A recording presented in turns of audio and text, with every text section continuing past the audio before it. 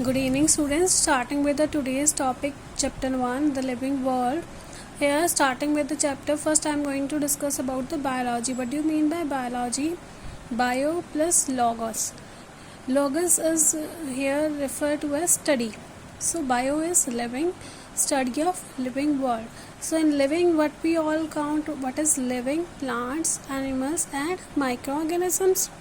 Now here there are many questions in your mind. So about living, what is living, why living, how distinguish between living and non-living, and many more questions must be arise in your mind. Now first is what is living. How would you tell that particular thing or particular this object is living or non-living? So there should be particular characters of living organisms of a particular object or a thing, so that we can say that the particular thing or the object is living or not. So first feature is growth. This characteristics of living world. So the characteristics of living as described here. Look, the first characteristic is growth. Second is reproduction. Growth you have seen in plants, animals, and as well as microorganisms. Reproduction, asexually and sexually reproducing organisms. Metabolism are the processes or the reactions which are going inside the living organisms. For example, there are two types of reactions: anabolism and catabolism. Anabolism is a formation of complex molecules from the simpler one. Formation of the complex molecule from the simpler one. For example, example of anabolism is photosynthesis. Next type of metabolic reaction is catabolism. Catabolism is a breakdown of complex substances into the simpler one. The example of catabolism reaction is glycolysis, the respiration, the breakdown of glucose molecules into the simpler one. Next characteristic feature of living organism is movement. For example, in animals move from one place to another place. In plants, when we talk about the movement is from within the body. For example, the water molecules move from root to the tip of the plants. Cellular organization is the organization of cell, tissue, organ system, organism. This is the cellular organization, the formation of organism. Consciousness, you must be aware of the changes around your surroundings. That is the consciousness. What is today's date, what you have taken in the breakfast today or yesterday, this is all consciousness. What is atmospheric changes or the environmental changes around you, this is the consciousness. The emotional and the behavioral changes are also the consciousness. Next we are going to discuss about the defining property or defining feature. Now what is a defining property? Anything which is exceptionally found. Defining property which is sure it should be present in all the living things. We are going to for example, for a particular definition, what should be present in that definition, that is a defining property or defining feature. Now for example, we are talking about what is living. Living, it should be present in all living organisms. What all the feature of or the property of living is required, it should be present in all living organisms. It should not present in any non-living things.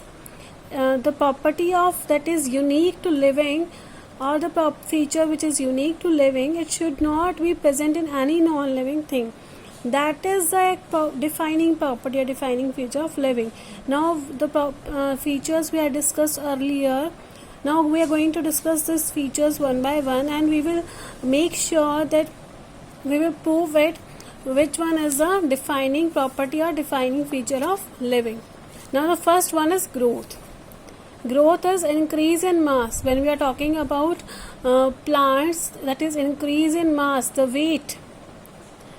And when we are talking about animals, increase in number of organisms. So these are the two twin characteristics of growth: increase in mass and increase in number of organisms. Now where it is found? when we are talking about growth, where is actually it is found? It is found in all living organisms. When we are talking about plants, lifetime growth is present, that is a continuous process. A plant grows from a seedling stage to plantlets and then to a whole tree or plant. Animals, growth is limited. Why growth is limited? Because the body size attain a particular when a body attain a particular size, this number of cells doesn't increase. There is a repair mechanism. New cells are formed and the dead ones are washed out from the body. So it is a repair mechanism found in animals. So growth, we can say in animals, growth is limited up to an age. Unicellular, when we see a unicellular like bacteria, amoeba, in this the growth is shown by the cell division. When one amoeba splits into the two, that is the cell growth for unicellular organisms. Now what about non-livings? When we are talking about non-livings, for example, I am taking an example of stone. Stone weight is 1 kg. I have kept that stone at the terrace of my house for 1 to 2 years. Now I will make sure the stone which I have taken, it should not be cracked or withered.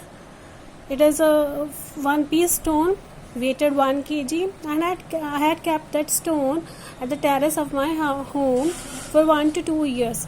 Now for 1 to 2 years, when this stone is kept at the terrace of my home, this stone is having rain, water, wind, sand, every environmental conditions is faced by this stone for 1 to 2 years.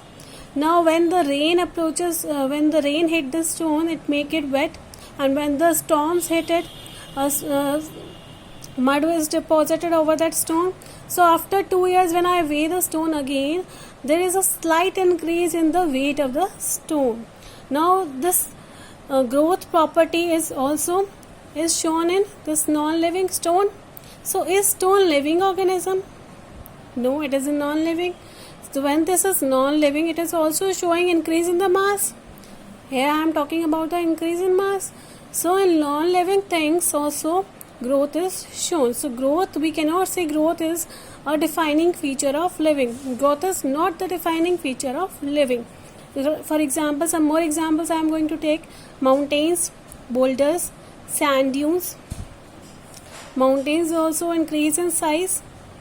Boulders, sand dunes. Now one more important thing, when we are talking about this living things like plants, animals, unicellular organisms, the growth is internal growth. That is, the number of cells increase in their body. This internal growth is also called as intrinsic growth. When we are talking about non-living, in non-livings, the growth is external growth. That is, the weight is increased on the stone from the outside world. There is no growth shown within the stone itself. So listen the words carefully. There is no growth inside the stone. The stone weight is increased from the external factors, that is external growth or intrinsic growth. When there is increase in the number of cells within the body of the organism, it is called internal growth or intrinsic growth. Now we can classify growth in two types. First is intrinsic, internal growth. Second is extrinsic, external growth. Now intrinsic internal growth is a defining feature of living organisms, that is clearly understood. And extrinsic or external growth is non-living. It is defining feature of non-livings.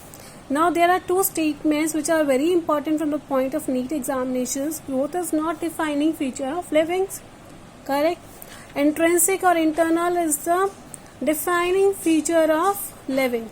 So intrinsic growth is a defining feature of living. So these type of statements are asked in the assertion reason type questions. Be aware of these type of statements. They are very particular. Not, where not is mentioned, where it is absent. You have to read the statement very carefully. Read this topic growth from your textbook, 11th science biology textbook, and come with some queries. Thank you students for the today's lecture.